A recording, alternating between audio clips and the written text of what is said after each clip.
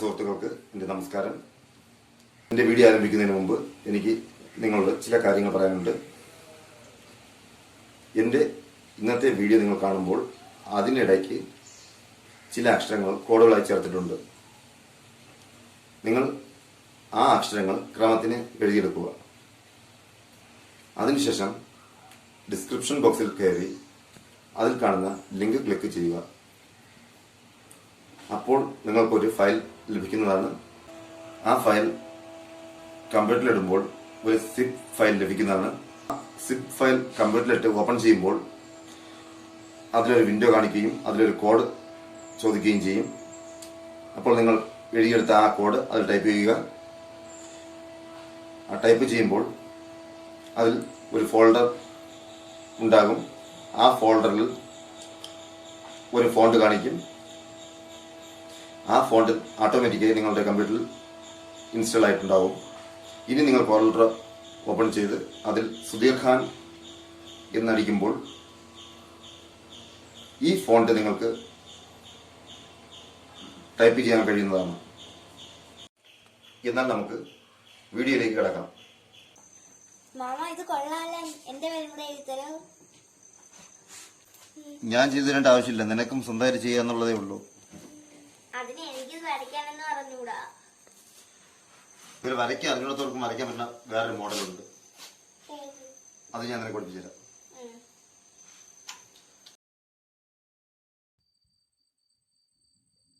ആദ്യമായി നമുക്ക് 2 വെള്ള മാർക്കർ പെൻസിലുകൾ എടുത്ത് ഇതുപോലെ ഒട്ടിച്ചെടുക്കാം.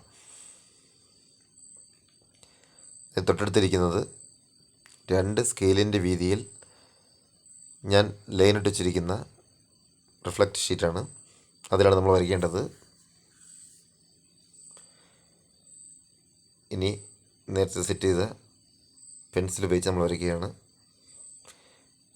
ഇതുപയോഗിച്ച് വരയ്ക്കുമ്പോൾ പെൻസിൽ സ്വല്പം ചരിഞ്ഞിരിക്കണം, എന്നാൽ മാത്രമേ ഇതുപോലെ വരയ്ക്കാൻ കഴിയുള്ളൂ. ഫുള്ളോ എന്നോ ഫുൾ ചരിഞ്ഞോ ഇരിക്കരുത്, അല്പചരിവ് മാത്രമേ പാടുള്ളൂ. ഞാനങ്ങനെ അതേ മെത്തേഡിൽ എഴുതുകയാണ്. എൻ്റെ ഹാൻഡ് റൈറ്റിംഗ് ആണിത്. ഇതിലെ എഴുത്തെന്തെങ്കിലും തെറ്റുണ്ടെങ്കിൽ അത് എൻ്റെ ഹാൻഡ് റൈറ്റിങ്ങിൻ്റെ പോരായ്മയാണ്. മനോഹരമായ ഹാൻഡ് റൈറ്റിംഗ് ഉള്ളവർക്ക് ഇതിൽ നിന്നും മനോഹരമായി എഴുതാവുന്നതാണ്.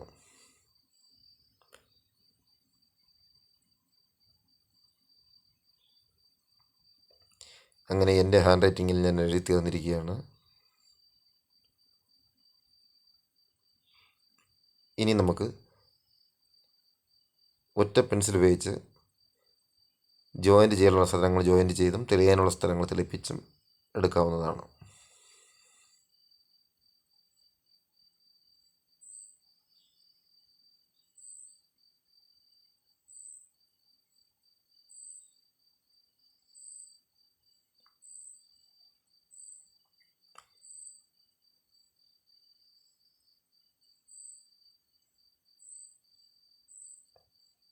അങ്ങനെ എല്ലാം തെളിപ്പിച്ചും ജോയിൻറ്റ് ചെയ്തും തീർന്നിരിക്കുകയാണ്.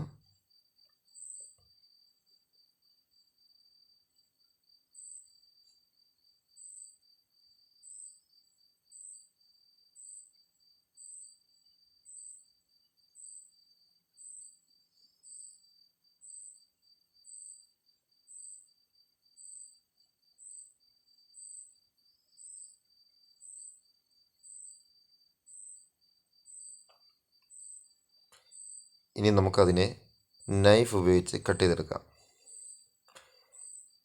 നൈഫ് ഉപയോഗിച്ച് കട്ട് ചെയ്യുമ്പോൾ വളരെ ബലം കുറച്ച് മാത്രമേ കട്ട് ചെയ്യാവൂ, അല്ലെങ്കിൽ അകത്തെ പേപ്പർ കട്ട് ചെയ്ത് വരുന്നതാണ്.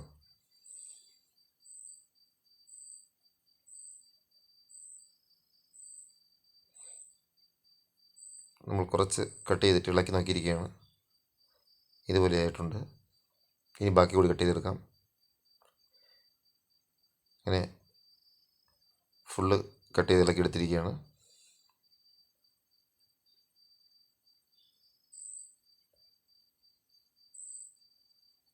ഇനി നമുക്കിതുപോലെ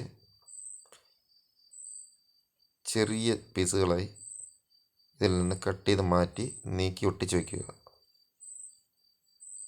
അങ്ങനെയെല്ലാം ഓരോന്ന് വിധം നമ്മളിങ്ങനെ കട്ട് ചെയ്തത് നീക്കി മാറ്റി ഒട്ടിച്ച് വയ്ക്കുകയാണ്.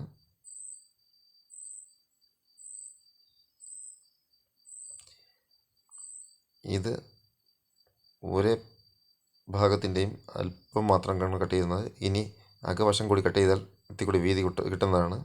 ഇത് കഴിഞ്ഞ് നമുക്ക് അങ്ങനെ രണ്ട് ഭാഗവും കട്ട് ചെയ്ത് നീക്കി ഒട്ടിച്ച് വയ്ക്കാവുന്നതാണ്. ഒന്നാമത്തെ സൈഡ് ഏതാണ്ട് നമ്മൾ കട്ട് ചെയ്ത് തീരാറായിരിക്കുകയാണ്.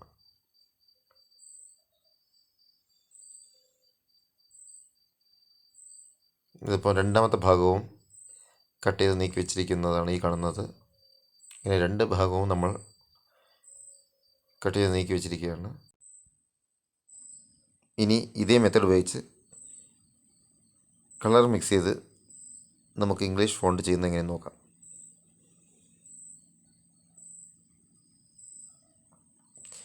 അതിനായി ഓരോ കളറുകൾ ഞാൻ ഇങ്ങനെ കട്ട് ചെയ്തെടുക്കുകയാണ്.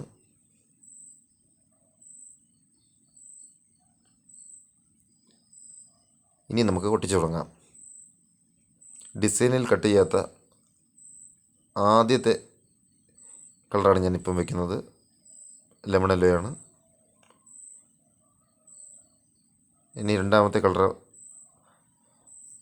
ഗോൾഡൻ യെല്ലോ, അത് കഴിഞ്ഞ് ഓറഞ്ച്, റെഡ്, മജന്ത, ഇത്രയും കളറാണ് ഇപ്പോൾ ഒട്ടിച്ചത്.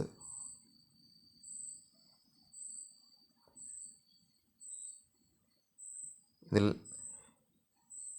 ലെമൺ യെല്ലോ ഒഴികെ ബാക്കിയെല്ലാം ഞാൻ പ്രത്യേക തരത്തിലാണ് കട്ട് ചെയ്തിരിക്കുന്നത്. ഇനി അടുത്തത് നമുക്ക് വയലറ്റ് ഒട്ടിക്കാം. അത് കഴിഞ്ഞ് green, light yellow, dark yellow, ഇത്രയും കളറുകൾ കൂടി നമുക്ക് ഒട്ടിച്ചെടുക്കാം.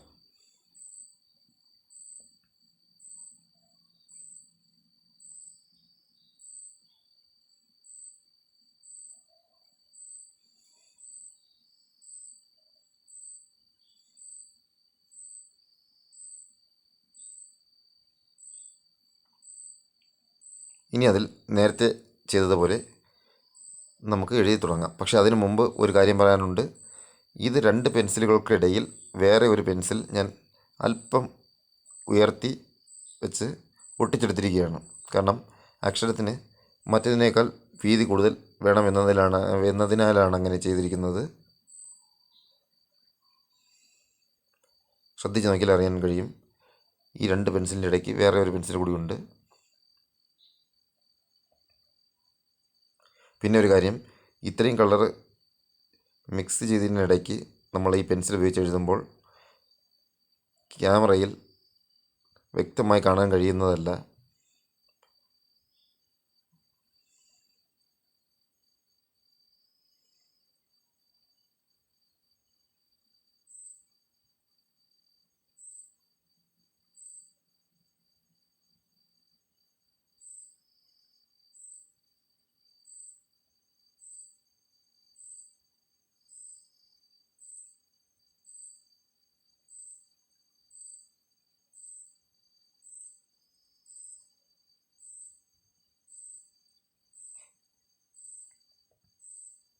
അങ്ങനെ അത് വരച്ച് തീർന്നിരിക്കുകയാണ്. ഇനി നേരത്തെ ചെയ്ത കണക്ക് തെളിയാനുള്ള സ്ഥലങ്ങൾ തെളിപ്പിച്ചും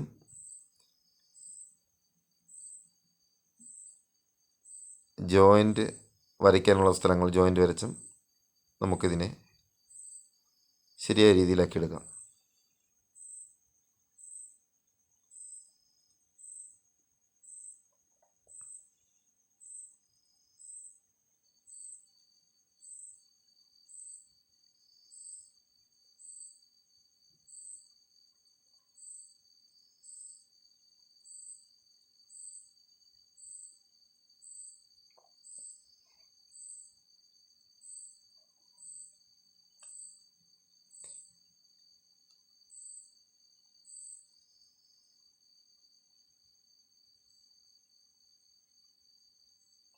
ഇനി നമുക്കതിനെ കട്ട് ചെയ്ത് തുടങ്ങാം.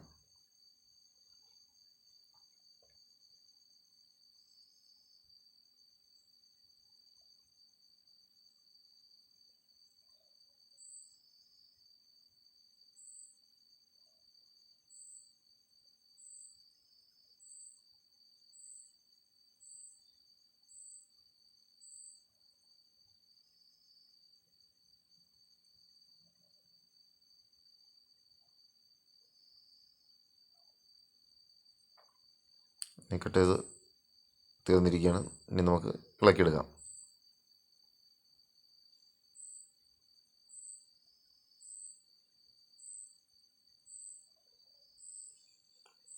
ഇളക്കിയെടുക്കുമ്പോൾ നമ്മുടെ ഹാൻഡ് റൈറ്റിങ്ങിൻ്റെ അതേ മെത്തേഡിലുള്ള ഫോണ്ടാണ് കിട്ടുന്നത്. ഇനി നമുക്ക് അതിനെ ഭംഗിയാക്കാനായി അവിടെ ചെറിയ ചെറിയ വെട്ടുകളും വരകളൊക്കെ കൊടുക്കാം.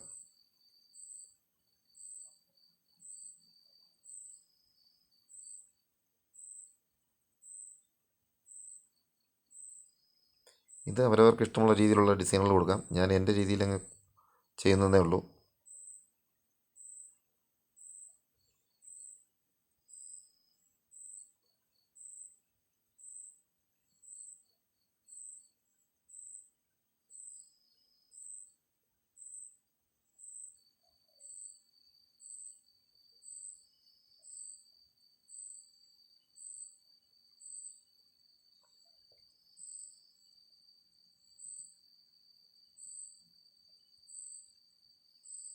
അങ്ങനെ തീർന്നിരിക്കുകയാണ്. ഇനി നമുക്കിതിനെ ലൈറ്റ് കൂളിംഗ് പേപ്പർ ഉപയോഗിച്ച് ഒട്ടിച്ച് സ്ക്യൂസർ ഉപയോഗിച്ച് തേച്ച് ബ്ലാക്ക് വിനീലിൻ്റെ മുകളിൽ ഒട്ടിച്ച് എടുക്കാം.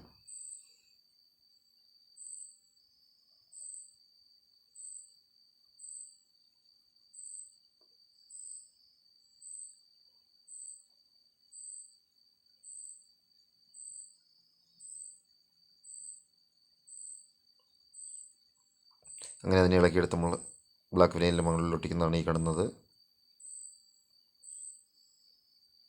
ബ്ലാക്ക് വിനൈലിൻ്റെ മുകളിൽ ഒട്ടിച്ച് തീർന്നിരിക്കുകയാണ്. ഇനി ഈ കാണുന്ന ഫോണ്ടിൻ്റെ സൈഡിൽ ചെറിയ ഗ്യാപ്പിട്ട് നമുക്ക് കട്ട് ചെയ്തെടുക്കാം.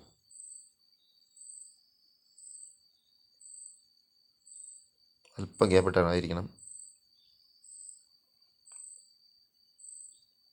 അങ്ങനെ ഇത് കട്ട് ചെയ്ത് തീർന്നിരിക്കുകയാണ്. ഞാൻ ചെയ്ത 2 ഫോണ്ടുകളാണ് ഈ കാണുന്നത്. എല്ലാവർക്കും ഇഷ്ടമായെന്ന് വിശ്വസിക്കുന്നു. നിങ്ങൾക്കും ഇത് ചെയ്ത് നോക്കാവുന്നതാണ്. എൻ്റെ ഇന്നത്തെ വീഡിയോ നിങ്ങൾക്ക് ഇഷ്ടമായെന്ന് വിശ്വസിക്കുന്നു. എൻ്റെ വീഡിയോ ഇഷ്ടമായെങ്കിൽ നിങ്ങൾ ലൈക്ക് ചെയ്യുക, ഷെയർ ചെയ്യുക, സബ്സ്ക്രൈബ് ചെയ്യുക. എന്നിട്ട് തൊട്ടടുത്തുള്ള ബെല്ലൈക്കൺ അമർത്തി ആൾ പ്രസ് ചെയ്യുക. ഇങ്ങനെ ആൾ പ്രസ് ചെയ്യുകയാണെങ്കിൽ എൻ്റെ വീഡിയോകൾ നിങ്ങൾക്ക് നോട്ടിഫിക്കേഷനായി ലഭിക്കുന്നതാണ്. ഇനി അടുത്ത വീഡിയോയുമായി ഉടനെ എത്തുന്നതാണ്. അതുവരേക്കും ഗുഡ് ബൈ.